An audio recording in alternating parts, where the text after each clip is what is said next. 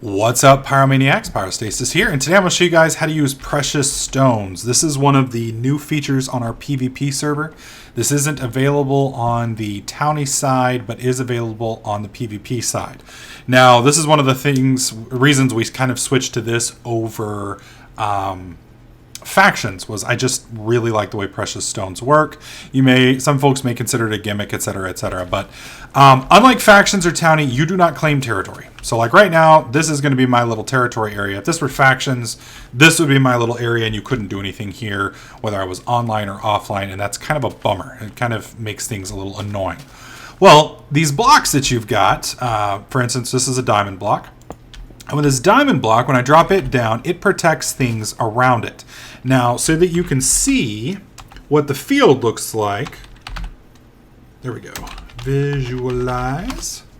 I'm going to pop that up, and that's going to be kind of hard to see. But if you look out through here, see all this lattice work of glass around here? That shows up so you can see what all this covers. And as you can tell, this one diamond block pretty much has this entire island covered. Now, my buddy Wayne here is going to try and break a block for me real quick so that I can show you what it looks like. So, Wayne, try and break something. As you can see, he can't break shit. Now, the cool thing about this, as opposed to other types of protection, is I can come in, shift right click, and it is off now. Now, Wayne, go ahead and try and break something. And Wayne can break something. Now, this makes for some interesting setups because you yourself, when it's protected, you can't break it yourself. So you have to kind of decide, well, do I want to protect my area or do I want to be able to build in my area? So you kind of have to decide between the two. Well, one of the other really nice features is the grief protection block. Now, let's say we've got, I need to make sure that thing is turned off real quick. Shift right clicking, by the way, turns it off and on with a pickaxe in your hand. So what we're going to do over here is I'm going to show you another block. Actually, I'm going to show you two blocks. Careful, Wayne. This right here is a landmine. Now, the way landmines work is if you... Actually, that's a godstone. We don't want a godstone. We'll just leave it open. With a landmine, that little bad boy will detonate if anybody gets too close to it that isn't a friendly. Now, you can configure this with a permission setting. So if I come over here and right click, you can see where it says in the bottom left all of the different setups, and we'll see where it says allowed see TDK. Well, TDK is my clan. Now, you can change that to where it's specific people, specific clans, everyone, or you can set it up to where no one but you, even your clan, will detonate it. So it just kind of depends on what you want to do. Now, this gold block over here, this is an anti-grief stone. So, Wayne, why don't you go ahead and trigger that bad boy for us. And as you can see, that's a pretty big hole. It's about, I don't know, what would you say, 4 or 5 creepers? Now, the cool thing is I come over here and I right-click on the griefing stone, and the griefing stone fixes everything before it was placed. So as you can see, my landmine is right back where it started because I placed this after I placed the landmine. Let me get Wayne back here.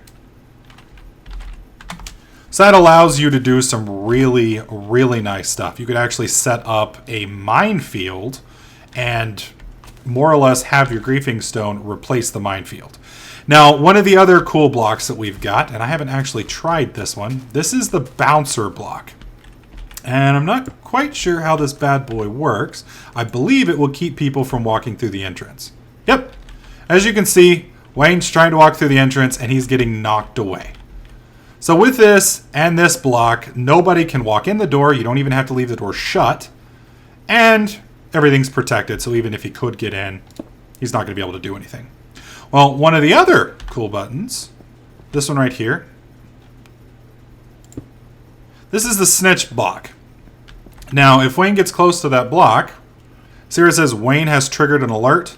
Well, let's say you have a very big base and you have an entrance and you've got a minefield and you're down deep in the bowels of your dungeon or your base or your hideout, whatever you want to call it, and you're working. Well, the minefield should keep everybody out, but if enough of these poor bastards throw themselves at your minefield and blow themselves up, they're going to get through. Well, that's what you have the little snitch block for. This little bitch will sit at your entrance or wherever else you want it, and it's going to let you know when anybody's walking through. Now, the nice thing about the snitch block is I believe it's got a much smaller radius. Let's see, PS visualize. Holy crap. That can't be that block. There's no way that's that block. I'm pretty sure that's the grief block. Because that is a massive snitch field, man. Yeah, I'm pretty sure that was set up over there. PS visualize. Let's try this again. Visualization is already taking place. I gotta wait till this visualization drops and then I can show you. Either way, that is a nice little setup to keep that going. Let me get my game mode set down to normal. Alright, Wayne, why don't you punch me a few times? Alright, that's good, that's good, that's good, that's good. Okay.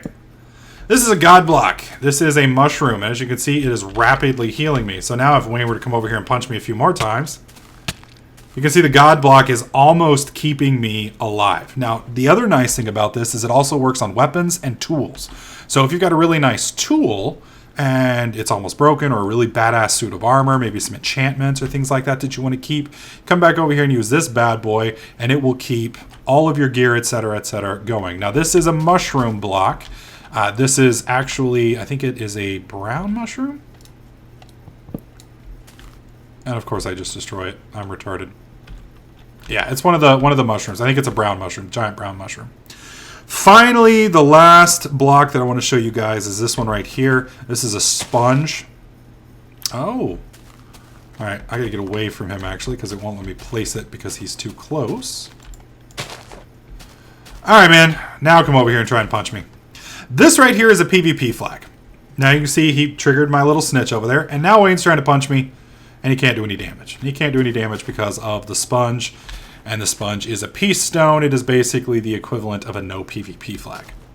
So with all of these little blocks, things are going to be a little bit different than you would get with Towny or with factions or anything else like that. But it allows you to make a much more dynamic base. And you kind of have to make a few decisions. You know, do I want to protect an area? Do I want to leave my area vulnerable? Do I, want to have a minefield that keeps everybody from coming in?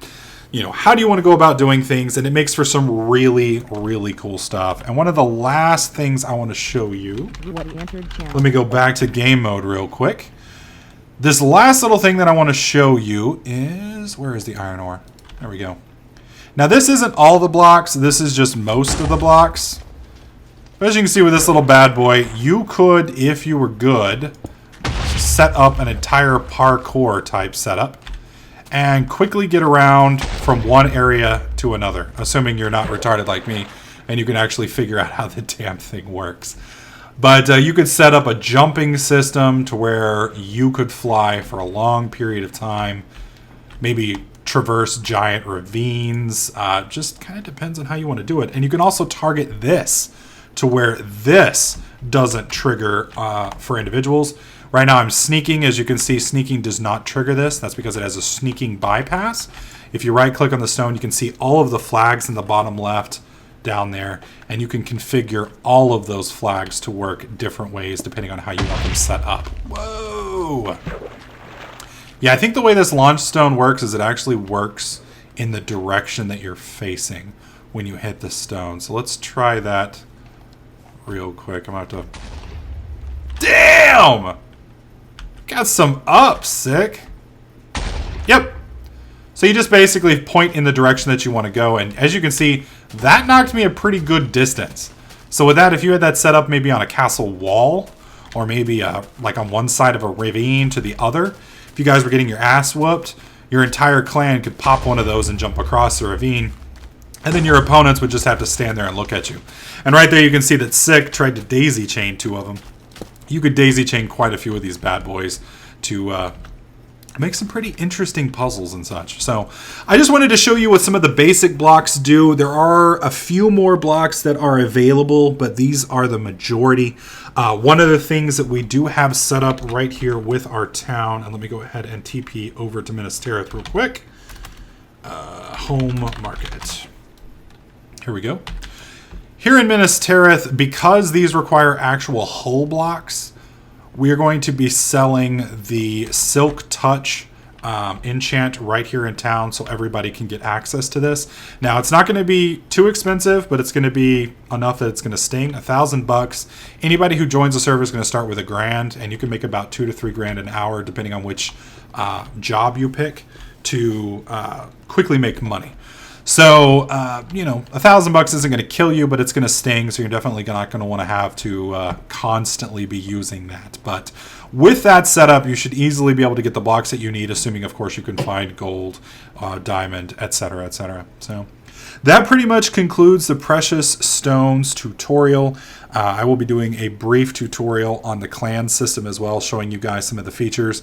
I will be linking a Precious Stones link in the description below, so if you're a server administrator and you're wanting to use Precious Stones yourself, you can find where to get the mod, or if you just want to see what the individual stones look like and exactly what they do, because for now we're going to be going with the default setup. So head on over there, take a look at the mod and the stones, and this should be live tomorrow. So as always, hope you guys like this video. If you did, please click that like button. Make sure you subscribe so you don't miss out on any of my other videos, tips, tricks, and guides. And I'll catch you guys in the next clip.